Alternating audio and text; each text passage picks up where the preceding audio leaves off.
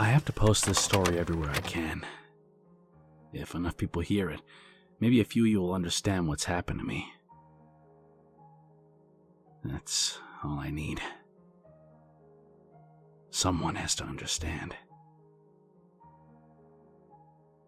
The shoes were on my couch this morning, pressing into the cushion like there was a whole person's weight on them. I would burn them, but I don't want to get close. When I called my friends about it, they just laughed at me, like I'm trying to string them along with some stupid joke. And they're too busy to come over anyway, since it's so close to finals week. That leaves me alone with these shoes. Here's what happened, the whole process. I should write it down so that maybe some people out there might see the logic in it. Maybe there's a chance that some of you have heard about it before.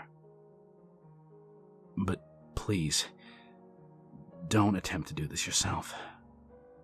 It's terrible, and it's real, and I just want people to understand what I'm going through. Last semester, a guy in my theology class was talking about some pagan traditions, power words, and special witch recipes and stuff of that sort. He knew a lot on account of it being the subject for his term paper. But he told me he knew even more. That he'd done some extra research in an archive at the city library. He found records of a ritual that supposedly hadn't been put in practice since the 1600s. And he told me the steps. This brings me back to the shoes.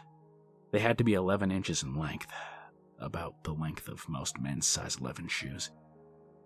The type of shoe didn't matter, as far as he knew, but they were to be placed on a basement floor at least 1 story underground, with the heels together and the toes pointed somewhere about 30 degrees apart. I really don't get why any of these details mattered. Maybe some of you guys out there will understand it better, but I did exactly as the rules said.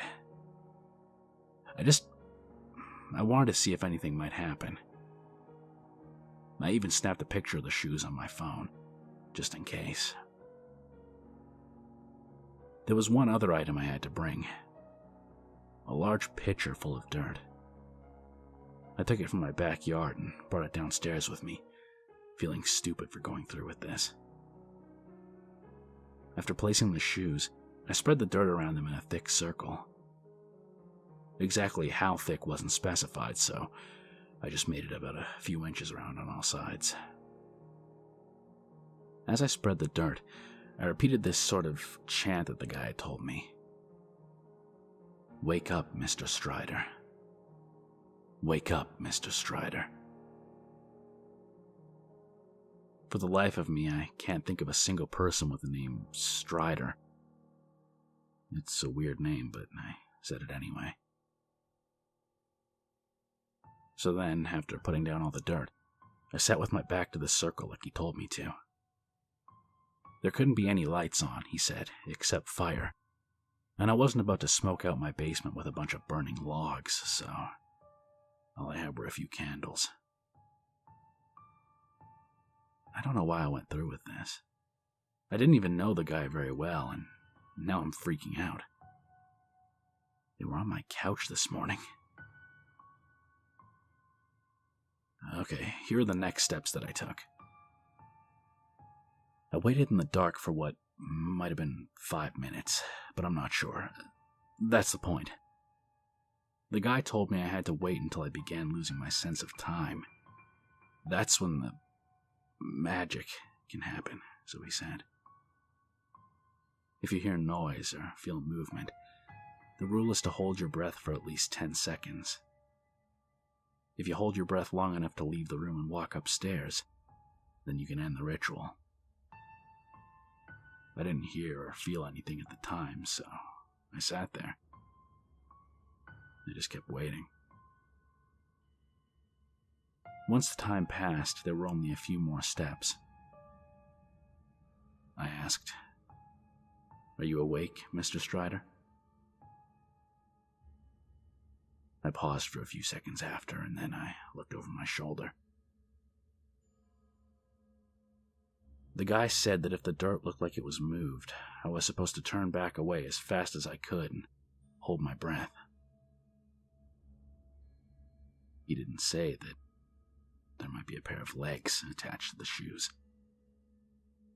which was exactly what I saw.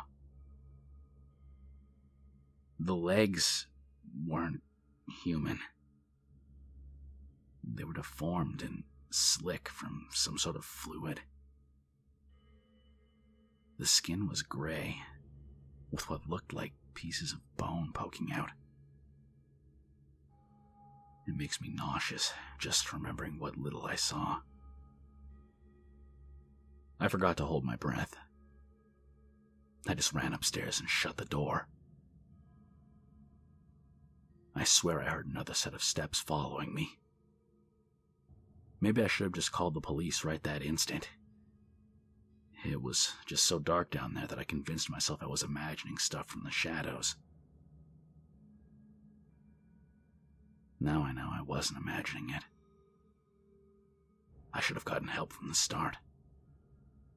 I came home late last night, and after turning off the kitchen light when I was done making dinner, I saw them in the doorway. Until that moment, I'd convinced myself I was just being stupid. That's when I knew I was fucking cursed. Something's inhabiting those shoes, and I don't have a damn clue how to stop it. I'm too scared to even get close. Even when I don't see them, I can hear movements sometimes. Steps that sound heavier than mine. It doesn't seem to care whether it's dark anymore. The light was streaming in through my windows this morning, and it was just waiting for me, planted on the couch. There's been imprints on the carpeting in weird places, the kind that come when something really heavy is sat in one spot for a long time. I'm sitting in the bathroom right now, and I swear I can see a patch of darkness under the crack in the door. It's probably standing right outside. I don't want to sleep here tonight. I'm scared I'll wake up to this thing pressing down on my chest. It could break right through my ribs and crush me. I really don't know. My best bet is to relocate, probably.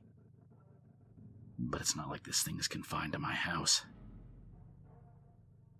I don't even have a clue where it'll show up next. It could appear at my neighbor's back door if it wanted to. Or my friends. If anyone reading this knows what exactly I've done, please tell me. I know I've made a mistake, but if there's a way to stop what's happening, I have to find out. I need help. There's one more thing I have to say to all of you. Do not try this yourself. Ever. The entity that's attached to this ritual, this Mr. Strider thing, whatever it is, it's not here out of goodwill. It's malignant and persistent and terrifying. I only saw part of it for an instant. But even that brief glimpse of its legs was enough to know that I had a reason to fear it.